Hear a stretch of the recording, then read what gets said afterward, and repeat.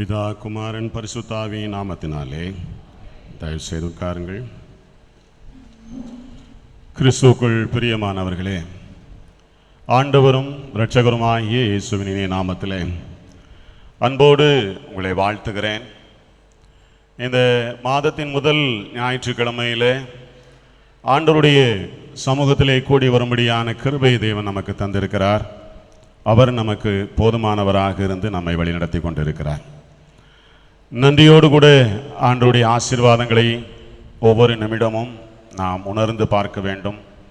கர்த்தரை மனதார புகழுவதற்கென்று நம்மை நாம் அர்ப்பணிக்க வேண்டும். இந்த வாரத்திலே ஒரு சிறப்பு உண்டு.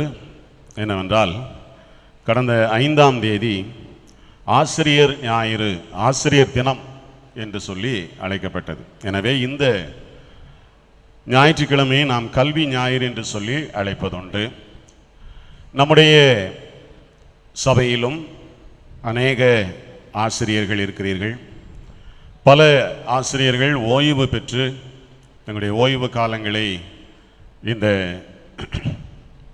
கிராமத்திலே, கிறிஸ்டியா நகரம் ஊரிலே அமைதியோடு சமாதானத்தோடு வாழும்படியான தயவை தேவன் நம்மில் அநேகருக்கு தந்திருக்கிறார். எழுத்து அறிவித்தவன் இறைவன் ஆவான் என்று சொல்லப்பட்டிருக்கிறது. எனவே ஆசிரியர்கள் கடவுளுக்கு அடுத்தபடியாக போற்றுதலுக்குரியவர்கள், மரியாதைக்குரியவர்கள். அவர்களை அன்போடு வாழ்த்துகிறேன். என்னுடைய மனமார்ந்த வாழ்த்துக்களையும் ஒவ்வொரு ஆசிரியர் பெருமக்களுக்கும் தெரிவித்துக் கொள்வதிலே மகிழ்ச்சி அடைகிறேன். ஒவ்வொரு ஆண்டும் ஆசிரியர்களுக்கான சிறப்பு கூடுகைகளை நாம் நடத்துவதுண்டு. இல்லாவிட்டால் ஆராதனையிலாவது அவர்களை அழைத்து நாம் மரியாதை செய்வதுண்டு. இந்த ஆண்டு நம்ம எல்லாருக்கும் நல்லா தெரியும், இன்று தேர்தல் நடைபெறுவதாக இருந்தது. எனவே அதற்கு முந்தைய நாட்களை அதற்கென்று ஒதுக்கி இருந்தபடியினாலே ஆசிரியர்களுக்கென்று சிறப்பு கூட்டங்களை நடத்துவதற்குண்டான முன் ஆயத்தங்களை செய்ய முடியவில்லை. அதை அன்போடு வருத்தத்தோடு நான் தெரிவித்துக் கொள்கிறேன். பொறுத்து கொள்ளுங்கள். மீண்டுமாக அடுத்த முறை நாம் அதை சிறப்பான முறையிலே செய்யலாம் என்பதை நினைத்து கொண்டிருக்கிறோம். கர்த்தர் உங்களை பலப்படுத்துவாராக. எனவே இந்த நாளிலே நாம் வேறு ஒரு கோணத்திலே சிந்திப்பதற்கென்று தெரிந்து கொண்டோம். இன்றைக்கு நமக்கு சத்திய வசனமாக கொடுக்கப்பட்ட நெகேமியாவின் புத்தகம் 8ஆம் அதிகாரத்தின் 8வது வார்த்தையை நாம் எடுத்துக்கொள்வோம். அவர்கள் தேவனுடைய நியாயப்பிரமாண புத்தகத்தை தீர்க்கமாக வாசித்து அர்த்தம் சொல்லி வாசித்ததை அவர்களுக்கு விளங்க பண்ணினார்கள் என்று சொல்லப்பட்டிருக்கிறது. இந்த வார்த்தையானது போதித்தல் என்பதை குறித்து நமக்கு கற்றுக் கொடுக்கிறது. தீர்க்கமாக வேதத்தை வாசிப்பதும் அதை உள்வாங்கிக் கொள்வதும் பின்னர் மக்களுக்கு போதிப்பதும் இந்த கிறிஸ்தவ கல்வி என்பதனுடைய அடிப்படை விபரமாக இருக்கிறது என்பதை புரிந்து கொள்ள வேண்டும். ஆகவே அந்த புரிதலோடு கூட நான் இன்றைக்கு வேறு ஒரு தலைப்பை ஆயத்தம் செய்திருக்கிறேன். இன்றைய தலைப்பானது நாம் இயேசுவுடன் பங்காளிகள் என்பதாகும். We are the partakers with Jesus. இயேசுவோடு பங்காளிகள். கல்வியை மற்றவர்களுக்கு எடுத்து செல்வதற்கு இங்கு இருக்கிற ஒவ்வொருவரும் கடனாளிகளாய் இருக்கிறோம். நாம் கற்றுக்கொண்டதை, பெற்றுக்கொண்டதை மற்றவர்களுக்கு கொண்டு போய் சேர்க்க வேண்டிய பொறுப்பு எல்லா கிறிஸ்தவர்களுக்கும் உண்டு. அது ஏதோ ஆசிரியர்களாக பணியாற்றியவர்களுக்கு கொடுக்கப்பட்ட வேலை, இல்லை என்றால் போதகராக தெரிந்து கொள்ளப்பட்டவர்களுடைய வேலை என்று நாம் ஒதுக்கி வைத்து விட முடியாது. எல்லாரையும் உள்ளடக்கியது தான் பரிசுத்த வேதத்தின் அனைத்து திட்டங்களும் என்பதை நாம் புரிந்து கொள்ள வேண்டும். ஆகவே நாம் இயேசுவோடு பங்காளிகளாக இருக்கிறோம் என்கிற கோணத்திலே அதை நாம் பார்ப்பது நல்லது என்று சொல்லி நான் அறிகிறேன். இந்த இயேசு கிறிஸ்துவோடு நாம் எவ்விதமாய் பங்குள்ளவர்களாக மாறுகிறோம் என்பதை நாம் அடிப்படையிலே புரிந்து கொள்வது நல்லது என்று நினைக்கிறேன். அருமையான தேவ பிள்ளைகளே, பங்காளித்துவம் என்பது இங்கே இருக்கிற நம்மள நிறைய பேருக்கு தெரியும். நாம் எல்லாரும் அநேகர் வியாபாரத்தில் ஈடுபடக்கூடியவர்கள். பார்ட்னர்ஷிப் என்பது எப்படி எந்த அடிப்படையிலே அமைகிறது என்று சொன்னால், இரு நபர்கள் அல்லது இரண்டுக்கும் மேற்பட்ட நபர்கள் இருப்பார்கள். எல்லாருக்கும் அந்த முதலீட்டிலே பங்கு இருக்கும். 10 லட்சம் ரூபாய் முதலீடு செய்து ஒரு தொழிலை ஆரம்பிக்கிறார்கள் என்று சொன்னால், 4 பேர் இருப்பார்கள் என்று சொன்னால் 4 பேரும் அந்த 10 லட்சத்தை பிரித்துக் கொள்வார்கள். இல்லை என்றால் உடல் உழைப்பை கொடுத்து அந்த நிர்வாகத்தை முழுமையாய் பார்த்து கொள்வதற்கான ஒர்க்கிங் பார்ட்னர் என்கிற நிலையிலும் சிலர் தங்களை கொடுப்பார்கள். இதுதான் பங்காளித்துவம் என்பதை உலகப்பூர்வமாக நாம் புரிந்து கொள்ளுகிற நிலையாக இருக்கிறது. ஆனால் கிறிஸ்துவின் வார்த்தையின் அடிப்படையிலே, வேதத்தின் அடிப்படையிலே நாம் எப்படிப்பட்ட பங்காளித்துவத்தை உடையவர்களாக இருக்கிறோம் என்று சொன்னால், எல்லா முதலீட்டையும் எல்லா விதமான பங்களிப்பையும் நமக்கு தந்தவர் நம்முடைய கர்த்தராகிய கிறிஸ்துவானவர். இயேசு கிறிஸ்து மாத்திரமே எல்லாவற்றையும் நமக்காக கொடுத்தார். ஆனால் ஒன்றுமே செய்யாத நாம் அதிலே பங்குள்ளவர்களாக மாறுகிறோம். இயேசு கிறிஸ்துவினால் உண்டாகும் ஆசீர்வாதத்திலே நீங்களும் நானும் பங்குள்ளவர்களாக மாறுகிறோம். இது எத்தனை பெரிய ஸ்லாக்கியம் என்பதை புரிந்து கொள்வது நல்லது. ஆகவேதான் எபிரேயர் 3ஆம் அதிகாரத்தின் 14ஆம் வசனத்தை நாம் எடுத்துக்கொள்வோம். அங்கே சொல்லப்பட்டிருக்கிறது, நான் ஆரம்பத்திலே கொண்ட நம்பிக்கையை முடிவு பரியந்தம் உறுதியாய் பற்றி கொண்டிருப்போமாகில் கிறிஸ்துவனிடத்தில் பங்குள்ளவர்களாக இருப்போம். கிறிஸ்துவனிடத்திலே உங்களுக்கும் எனக்கும் பங்கு இருக்கிறது. யாரெல்லாம் அவரை உண்மையாய் விசுவாசிக்கிறார்களோ அவர்கள் எல்லாருக்குமே இயேசுவனிடத்திலே பங்கு இருக்கிறது. அந்த பங்காளித்துவத்தை நாம் இறுதி வரையிலும் பற்றி கொண்டிருப்போம் என்று சொன்னால், அவர் மீது உள்ள விசுவாசத்தை உறுதியாய் கடைசி வரைக்கும் பற்றி கொண்டிருப்போம் என்று சொன்னால், இயேசுவினுடைய அந்த ஆசீர்வாதங்களிலே நீங்களும் நானும் பங்குள்ளவர்களாக இருப்போம். இந்த வார்த்தையோடு இன்றைக்கு நாம் தியானிக்க இருக்கிறோம். தலை தாழ்த்தி நாம் ஜெபம் செய்வோம். என் நெஞ்சமே மகிழ்ந்திரு, பேலோகம் துன்பம் உனக்கு பொல்லாப்பு செய்யாதே. ஏமானோ வேலோன் கண்மலை அவர் மேல் வைத்த நம்பிக்கை அபத்தமாகாதே.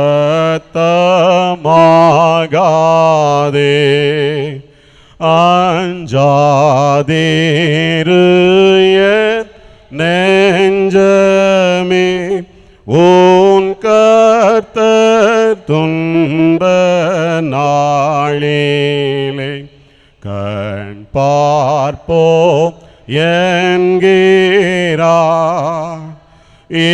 இக்கட்டில் தீகையாதீரு, தகுந்த துணை உனக்கு தப்பாமல் செய்குவார். ஆம் பிதாவே, உம்மையே நம்பி இருக்கிறோம். நாங்கள் கலங்காமலும் தடுமாறாமலும் தேவனிடத்திலே பங்குள்ளவர்கள் என்பதை உணர்ந்து தைரியமாய் தொடர்ந்து முன்னேறத்தக்கதான கிருபைகளை இந்த மாதம் முழுவதும் எங்களுக்கு தந்தருளுவீராக. இயேசுவின் நாமத்தில் பிதாவே, ஆமென். அன்பானவர்களே, இன்றைய தினத்திலே நாம் இயேசுவோடு பங்காளிகள் என்கிற தலைப்பிலே தியானிப்பதற்காக நான் கொஞ்சம் அதிகமாகவே குறிப்புகளை நான் தெரிந்து கொண்டேன். வழக்கமாக 3 குறிப்புகளை எடுத்து நாம் பேசுவது வழக்கம். ஆனால் இன்றைக்கு ஒரு 7 குறிப்புகள் எடுத்திருக்கிறேன். உடனே நீங்கள் நினைக்காதீங்க, சரியாக போச்சு, இப்போமே மணி 10 ஆகுது, எத்தனை மணிக்கு முடிக்க போகிறாரோ தெரியலையே என்று.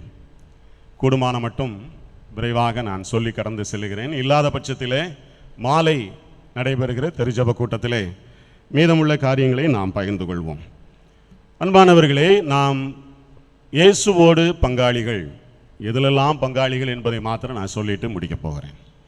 முதலாவதாக, நமக்கு தெரிஞ்சிருக்கும், நிறைய விஷயங்களை நாம் படித்திருக்கிறோம். இன்னென்ன வசனங்கள் இவ்விதமாய் சொல்லுகிறது, நாம் ஆண்டவரோடு எத்தகைய பங்குள்ளவர்கள் என்பதை. அதை நான் சற்று வெளிச்சத்திலே வேத வசனத்தின் அடிப்படையிலே நாம் தியானித்து கடந்து செல்லலாம். முதலாவதாக, நாம் இயேசுவோடு எத்தகைய பங்காளிகளாக இருக்கிறோம் என்று சொன்னால், பரம அழைப்புக்கு பங்குள்ளவர்களாக இருக்கிறோம். இயேசுவால் தரப்பட்ட பரம அழைப்புக்கு பங்குள்ளவர்களாக இருக்கிறோம். எபிரேயர் 3:1 ஒருவர் சத்தமாய் வாசிப்போம்.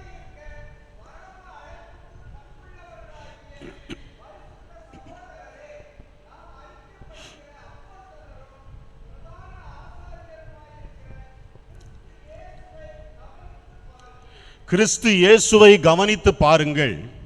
நாம் நம்புகிற பிரதான ஆசாரியர், நாம் அறிக்கை பண்ணுகிற அப்போஸ்தலராகிய கிறிஸ்துவானவர், அவரை கவனிக்கும்படிக்கு வேதம் சொல்லுகிறது. அவரை நன்றாய் கவனிக்கும் பொழுது அவரிடத்திலிருந்து நாம் பெற்றுக்கொள்கிற ஒரு பாடம் என்னவென்றால், நீ இந்த உலகத்திலே ஜீவிப்பதற்காக, இந்த உலகத்திலே சிரஞ்சீவியாய் வாழ்ந்து முடிப்பதற்காக அழைக்கப்பட்டவன் அல்ல. உன்னுடைய அழைப்பு பரம அழைப்பாக இருக்கிறது என்பது அவரை கவனித்து பார்க்கும்போது தெரியும். கிறிஸ்துவை நன்றாய் கவனித்து பாருங்கள். அவர் எவ்விதமாய் ஜீவித்தார், எவ்விதமான வார்த்தைகளை பகிர்ந்து கொண்டார், என்னென்ன காரியங்களை சொல்லி நம்மை அழைத்தார், என்னென்ன காரியங்களுக்கு நேராக நம்முடைய சிந்தனைகளை திருப்பினார். இந்த வார்த்தைகளை எல்லாம் நாம் உற்று ஆழ்ந்து கவனிக்கும் போது, சிந்திக்கும் போது நாம் ஒன்றை பெற்றுக்கொள்கிறோம். அவர் நம்மை இந்த உலகத்தின் நன்மைகளுக்காக, இந்த உலகத்திலே கிடைக்கிறதான பெருமைகளுக்காக, இங்கே உண்டாகிறதான சகல சௌபாக்கியங்களையும் அனுபவிப்பதற்காக தெரிந்து கொள்ளப்பட்டவர்கள் அல்ல. நாம் பரம ராஜ்யத்தின் ஆசீர்வாதத்தை சுதந்திரித்துக் கொள்வதற்காக தேவன் நம்ம அழைத்த அழைப்பு அதுதான். நம்மிலே இன்றைக்கு அநேகர் கிறிஸ்துவை நம்பி பற்றி கொண்டவர்கள் விசுவாச பாதையிலே அடியெடுத்து வைக்கிற போதெல்லாம் தங்களுக்குள்ளாக சில கேள்விகளை கேட்டுக்கொண்டு வருவது. குறிப்பாக ஊழியங்களுக்கு என்று தெரிந்து கொள்ளப்பட்ட பிள்ளைகள், ஆண்டவர் என்ன அழைச்சிருக்கிறாரா? கர்த்தருடைய அழைப்பு எனக்கு இருக்கிறதா? என்னுடைய மகன் ஊழியத்திற்கு போகணும்னு ஆசைப்படுறான், அவனுக்கு ஆண்டவருடைய அழைப்பு இருக்கிறதா? இது ஒரு பெரிய போராட்டமாக இருக்கிறது. ஆனால் வேதம் என்ன சொல்லுகிறது? ஊழியத்திற்கென்று தெரிந்து கொள்ளப்பட்ட உங்களையோ உங்களுடைய பிள்ளையோ மாத்திரமல்ல, நம்ம எல்லாரையுமே ஆண்டவர் அழைத்திருக்கிறார். தேவனுடைய அழைப்பு என்பது எல்லாருக்குமானது, சகலருக்குமானது என்பதை நாம் புரிந்து கொள்ள வேண்டும். 1 கொரிந்தியர் 7ஆம் அதிகாரத்தினுடைய 15ஆம் வசனம் நமக்கு ஒரு விஷயத்தை சொல்லுகிறது. நாம் எதற்கெல்லாம் அழைக்கப்பட்டு இருக்கிறோம்? 1 கொரிந்தியர் 7:15 பார்க்க, நீங்கள் சமாதானமாய் இருப்பதற்கென்று அழைக்கப்பட்டவர்கள். நாம் சமாதானத்தோடு ஜீவிப்பதற்காக அழைக்கப்பட்டவர்கள். எனவேதான் இந்த உலகத்திலே மிக வேகமாக குறைந்து கொண்டு வருகிற ஒரு விஷயம் இருக்கிறது என்று சொன்னால் அது சமாதானம். இந்த சமாதானத்திற்காக நாம் போராட வேண்டி இருக்கிறது. இந்த சமாதானம் என்பது குடும்பங்களை சந்தோஷத்தினால் நிரப்ப வல்லது. ஏனோ தெரிந்தோ தெரியாமலோ நாம் அதை துணிந்து இழந்து கொண்டிருக்கிறோம். கர்த்தர் நம்மை அழைத்த அழைப்பு சமாதானத்திற்காக. அவருடைய பரம ராஜ்யத்தின் அந்த அழைப்பிற்குள்ளாக செல்ல வேண்டும் என்று சொன்னால் சமாதான அழைப்பை பெற்றவர்கள் என்பதை நாம் முதலாவது புரிந்து கொள்ள வேண்டும். 1 தெசலோனிக்கேயர் 4ஆம் அதிகாரத்தின் 7ஆம் வசனம் சொல்லுகிறது, அவர் நம்மை பரிசுத்தத்திற்கென்று அழைத்திருக்கிறார், அசுத்தத்திற்கு அல்ல. நீங்கள் காண்கிறதான இந்த உலகத்தினுடைய கேடுகளுக்கு அல்ல, நாம் அனுதினமும் கடந்து வந்து கொண்டிருக்கிறதான இந்த உலகத்தின் பொல்லாப்புகளுக்கு அல்ல. நம்மை தேவன் பரிசுத்தத்திற்கென்று அழைத்திருக்கிறார். இந்த பரிசுத்தமான ஜீவியத்திற்கென்று ஆண்டவர் அழைத்திருக்கிறார். அடுத்ததாக அப்போஸ்தலர் 16:10 சொல்லுகிறது, சுவிசேஷத்தை அறிவிக்கும்படி நீங்களும் நானும் அழைக்கப்பட்டிருக்கிறோம். அல்லேலூயா. எதற்கு அழைக்கப்பட்டிருக்கிறோம்? ஆமாம், அது ஐயர்வாளை போய் பார்த்துக்கிடுவார். இல்லைன்னா கோயிலில் யாருக்கெல்லாம் ஆர்வம் இருக்கோ அவங்கெல்லாம் போய் பார்த்துக்கிடுவாங்க. நான் 21ஆம் தேதி வேற ஒரு ப்ரோக்ராம் போட்டுட்டேன், வேற பிளான் பண்ணிட்டேன் இல்லையா? இப்போ நம்ம அறிவிப்பை கேட்டுக்கிட்டு இருக்கும்போதே ஏதோ ஒரு பிளானில் தான் இருப்போம். அன்பான தேவ பிள்ளைகளே, ஆண்டவர் உங்கள் ஒவ்வொருவரையும் சுவிசேஷத்தை அறிவிக்கும்படி அழைத்திருக்கிறார். நம்ம எல்லாரையும் ஆண்டவர் அழைத்திருக்கிறார். அறிவிப்பை சொல்லும்போது ஐயர்வாள் அழைக்கல. யார் அழைத்திருக்கிறார்? தேவன் அழைத்திருக்கிறார், ஆண்டவர் அழைத்திருக்கிறார். ஆகவே சுவிசேஷ ஊழியத்துக்கு நம்ம எல்லாரும் எப்படி வர போகிறோம்? ஆமாம், ஜம்முன்னு ஜோராக வந்து நிற்க போகிறோம். கழுகுமலை பகுதியில் போய் இறங்கும் போதே அங்கே இருக்கிற பிசாசு என்ன செஞ்சிடும்? ஓடி. அல்லேலூயா. ஆமாம், இப்போ கொஞ்சம் நம்பிக்கை வந்திருக்கு. ஏன்னு சொன்னால் அழைத்தவர் யாரு? ஆண்டவர் அழைத்திருக்கிறார். அவருடைய அழைப்புக்கு கீழ்ப்படிந்து செல்லும் போது நாயும் நிற்காது, பேய் நிற்காது, ஒன்றும் நிற்காது. அல்லேலூயா. கர்த்தர் கிரியை செய்வார். உற்சாகமாய் சுவிசேஷ ஊழியத்திற்கென்று ஆயத்தப்படுவோம். கர்த்தர் நம்மை ஆசீர்வதிப்பார். 1 கொரிந்தியர் 1:9 சொல்லுகிறது, கிறிஸ்துவோடு ஐக்கியமாய் இருப்பதற்கென்று நம்மை ஆண்டவர் அழைத்திருக்கிறார். எதற்கு அழைத்திருக்கிறாரா? கிறிஸ்துவோடு ஐக்கியமாய் இருக்க வேண்டும். யாரோட ஐக்கியமா இருக்கக்கூடாது? பிசாசோடு ஐக்கியமா. இன்னைக்கு நிறைய பேரோட ஐக்கியம் எங்க இருக்குன்னா பிசாசோட ஐக்கியம். பிசாசனுடைய பாவத்தோடு ஒரு ஐக்கியம், அசுத்தத்தோடு ஒரு ஐக்கியம், பொல்லாப்புகளோடு ஒரு ஐக்கியம், தீவினை சற்பனையாய் பேசக்கூடிய திட்டத்தை வைத்துக் கொண்டிருக்கிறவர்களோடு ஐக்கியம். அன்பான தேவ பிள்ளைகளே, நாம் நிச்சயமாக வேதம் சொல்லுகிறது அவரோடு ஐக்கியமாய் இருப்பதற்காக. நம்ம கோயிலில் ஒரு சிறப்பு ஏற்பாடே அதற்காக இருக்கிறது. எதுன்னு சொல்லுங்க? ஆண்டவரோடு ஐக்கியமாக இருப்பதற்கு தினந்தோறும் என்ன செய்யணும்? காலையில் பரிசுத்த நற்கருணை, எல்லா வாரமும் நற்கருணை.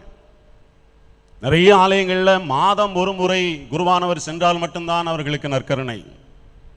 நமக்கு எவ்வளவோ ஆண்டவர் ஸ்லாக்கியங்களை ஏற்படுத்தி கொடுத்திருக்கிறார். இந்த பரிசுத்த பந்தியிலே சேரும் பொழுதெல்லாம் நாம் கிறிஸ்துவோடு ஐக்கியமாகிறோம், தேவனோடு ஐக்கியம் அடைகிறோம். அன்பான தெய்வ பிள்ளைகளே, கொஞ்சம் நம்மை நாம் சோதித்து பார்ப்போம், சிந்தித்து பார்ப்போம். ஆண்டவரோடு உள்ள ஐக்கியத்தில் நான் எப்படி இருக்கிறேன்?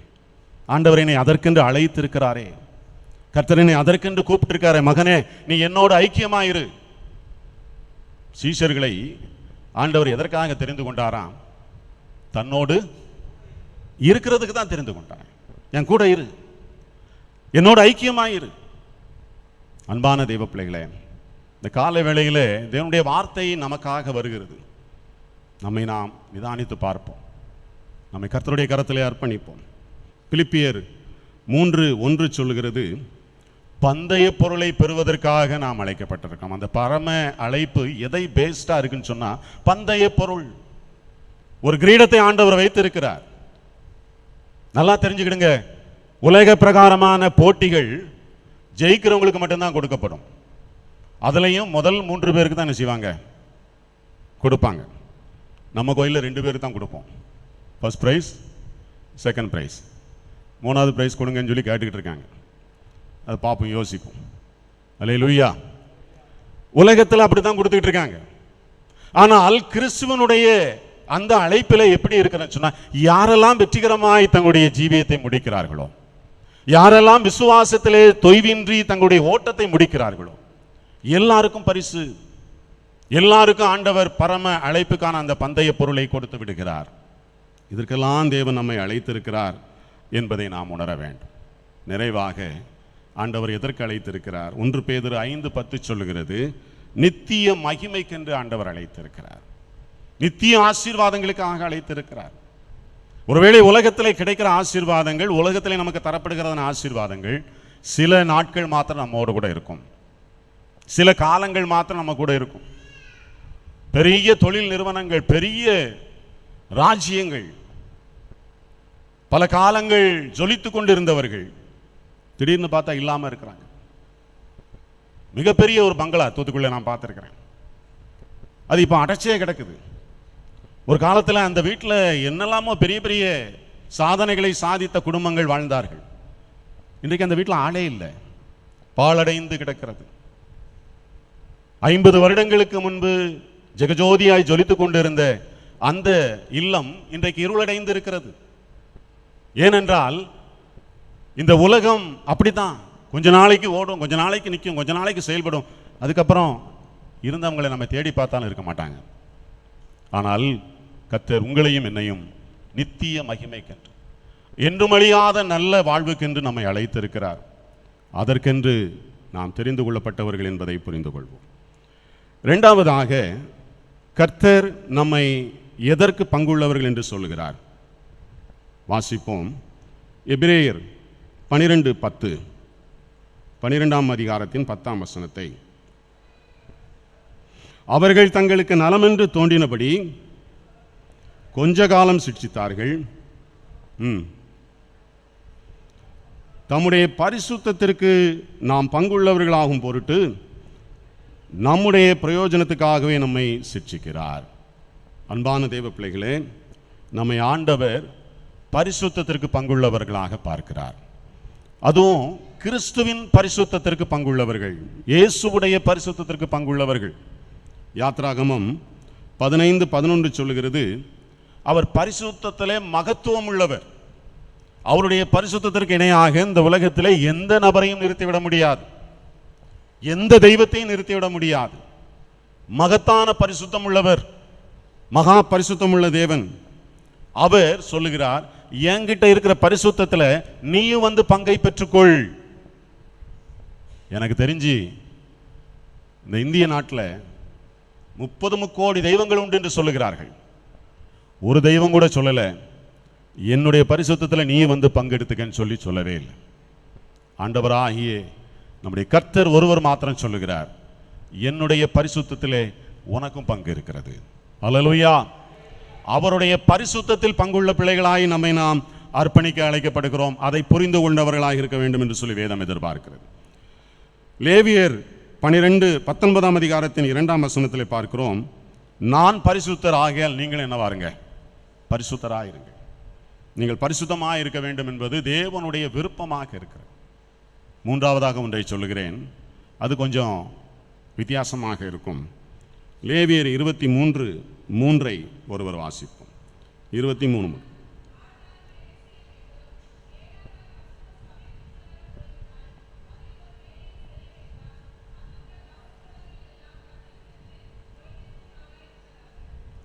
ஏழாம் நாள் கர்த்தருக்கென்று சபை கூடுகிற பரிசுத்த ஓய்வு நாள்.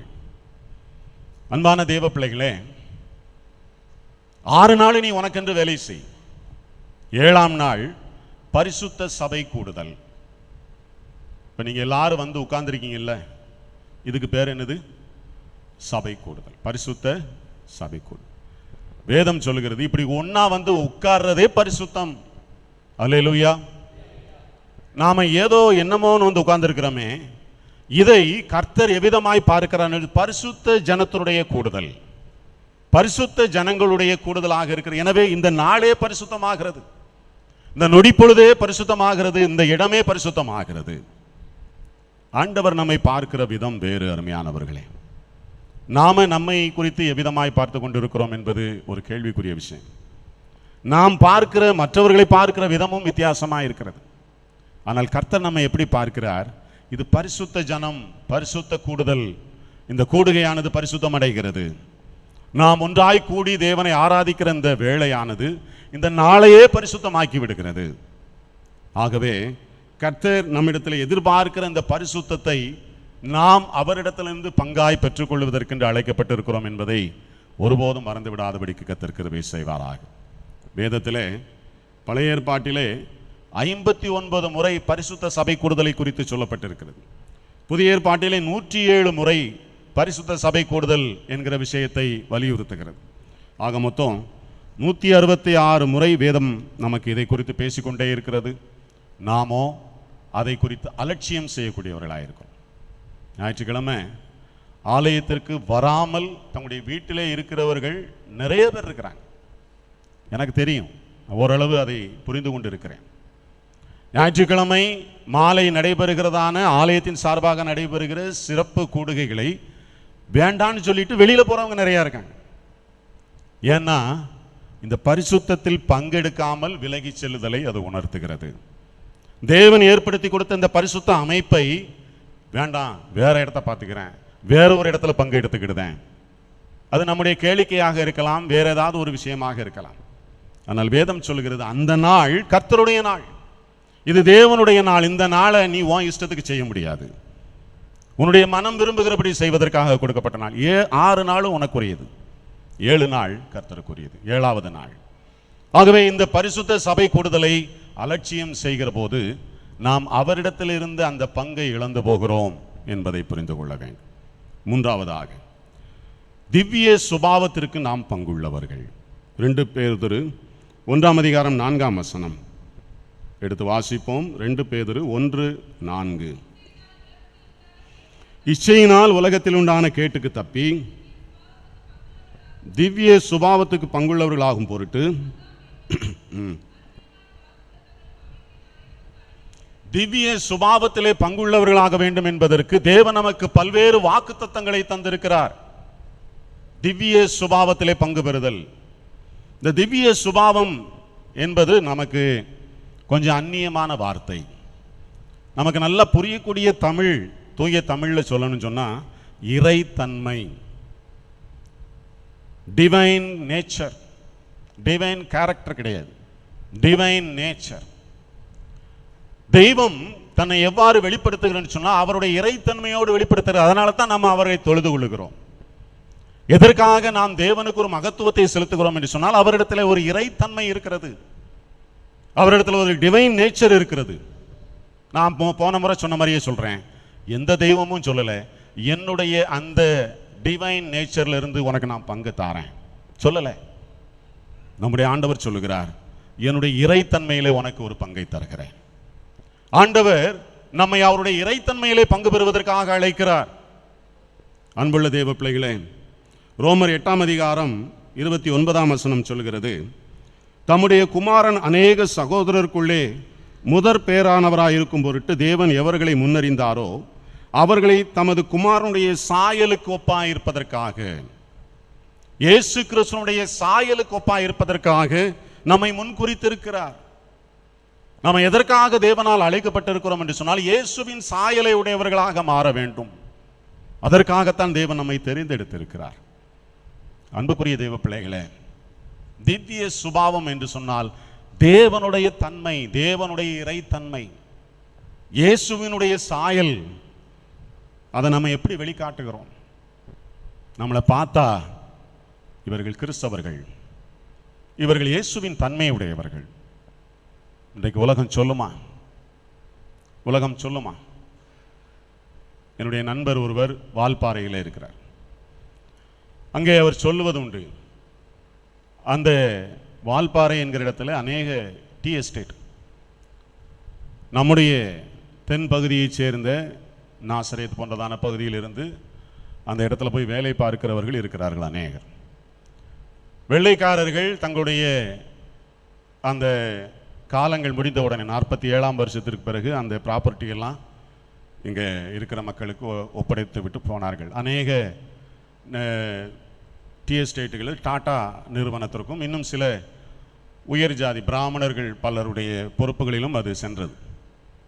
அப்பொழுது அவர்கள் தங்களுக்கான வேலை ஆட்களை தெரிவு செய்யும்போது எல்லா நிறுவனங்களும் இருந்து கணக்கு வழக்கு பார்ப்பதற்கென்று தெரிந்து கொள்வதற்கென்று யாரை முன்குறிப்பார்கள் என்று சொன்னால், தென் பக்கத்தில் போங்க, திருநெல்வேலி மாவட்டத்துக்கு போங்க, அங்கே ஏதாவது நல்ல படித்த கிறிஸ்தவர்கள் இருந்தால் அவங்கள என்ன செய்யுங்க, இந்த வேலைக்கென்று அழைத்து வாருங்கள். எப்படி சொல்கிறாங்க? பின் பாயிண்ட் பண்ணி படித்த கிறிஸ்தவர்கள். ஏன்னா இது பணப்புழக்கம் உள்ள ஒரு வேலை. அந்த வேலைக்கு அந்த இடத்துல அமர பண்ணுவது ஒரு உண்மையுள்ள மனிதனை உட்கார வைக்கணும். அது யாரா இருக்கிறாங்க? அவர்களுடைய கணிப்பு கிறிஸ்தவர்கள் உண்மை உள்ளவர்கள், கிறிஸ்தவர்கள் நேர்த்தியானவர்கள், அவர்கள் தங்களுடைய வேலையை உண்மையாய் செய்யக்கூடியவர்கள், அவர்களை அந்த இடத்துல வைக்க வேண்டும். இது பல ஆண்டுகளுக்கு முன்பு கிறிஸ்தவர்களை குறித்ததான ஒப்பீனியனாக இருந்தது. இன்றைக்கு நம்ம ஒப்பீனியன் எப்படி இருக்கிறது?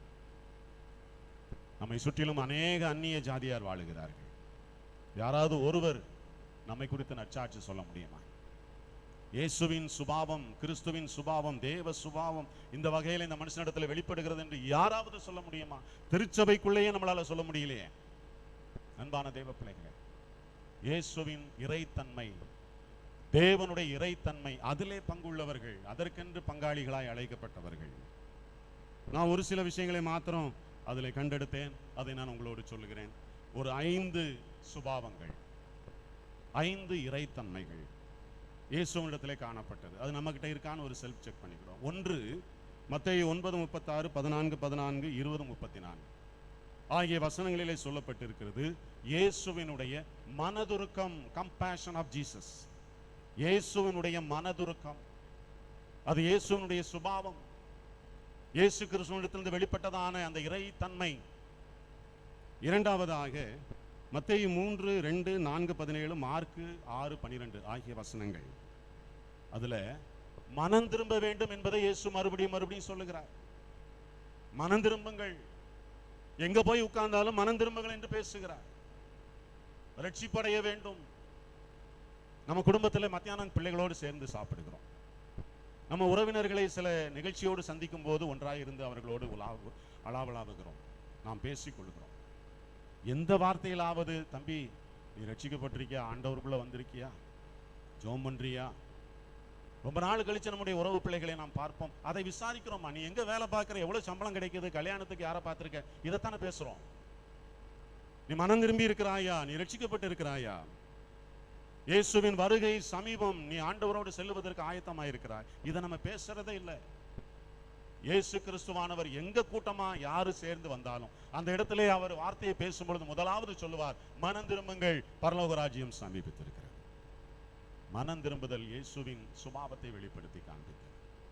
மூன்றாவதாக மார்க் 11:25, மத்தேயு 6:14, 18:27, லூக்கா 7:42 ஆகிய வசனங்களிலே அவர் மன்னிக்கிறவராக இருந்தார். மன்னித்தல் அது இன்னொரு இறை சுபாவம், இறைத்தன்மை. மன்னிப்பை வழங்குதல். உண்மையிலேயே மன்னிப்பை பெறுகிறவர்களை காட்டிலும் மன்னிப்பை வழங்குகிறவர்கள் பெரியவர்கள். யார் மன்னிக்கிறாரோ அவர் உண்மையிலேயே மகத்தானவர்கள், உயர்ந்தவர்கள். இந்த மன்னிப்பை வழங்குகிற அந்த விஷயத்தை இயேசுவின் சுபாவத்திலிருந்து பார்ப்போம். அடுத்ததாக மாய்மாலத்தை ஆண்டவர் வெறுத்தார். மத்தேயு 6:2, 5:16, 7:5, 23, 13, 14 வசனங்கள், லூக்கா 13:15. மாய்மாலமான விஷயங்களுக்கு எல்லாம் ஆண்டவர் எதிர்த்து நின்றார். ஒன்று போல இருக்க வேண்டும். உலகத்திற்கு ஒரு பார்வையும் தனக்கென்று ஒரு தன்மையும் வைத்துக் கொள்ளாதபடி, ரெண்டு ஓரத்திலையும் காலை வைத்துக் கொண்டு இருக்கிற தன்மை. ஆத்தலையும் கால் இருக்கும், சேத்தலையும் கால். மீசைக்கும் ஆசை, கோளுக்கும் ஆசை. ரெண்டு வேணும், அது வேணும், இது வேணும். மாய்மாலமான ஜீவியம். இயேசுவானவர் உலகத்தில் வாழ்ந்த நாட்களில் அதிகமாய் வெறுத்த ஒரு காரியம் மாய்மாலம். அன்பான தெய்வ பிள்ளைகளே, நாம் எவ்வாறான ஒரு வாழ்க்கை தன்மை உடையவர்களாக இருக்கிறோம், அது கர்த்தருக்கு முன்பாக பரிசோதனைக்குட்பட வேண்டிய விஷயம். கடைசியாக மனம் மகிழ்ந்திருப்பதற்கு ஆண்டவர் அழைத்து கொண்டே இருந்தார். அவருடைய திவ்ய சுபாவம் எப்படி வெளிப்பட்டதுன்னா, சந்தோஷமாயிரு. எத்தனை முறை ஆண்டவர் சொல்றாரு?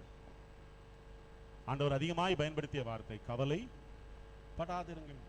கவலைப்படாது, கவலைப்படாது, எதற்குமே கவலைப்படாதீர்கள். நீ கவலைப்படுகிறதுனால உன்னால எதையும் சாதிக்க முடியாது. அன்பான தேவ பிள்ளைகளே, நாம் கவலைப்பட்டு நம்மை நாமே உருவ குத்தி கொண்டு நம்மை நாமே இழந்து கொண்டு இருக்கிறோம்.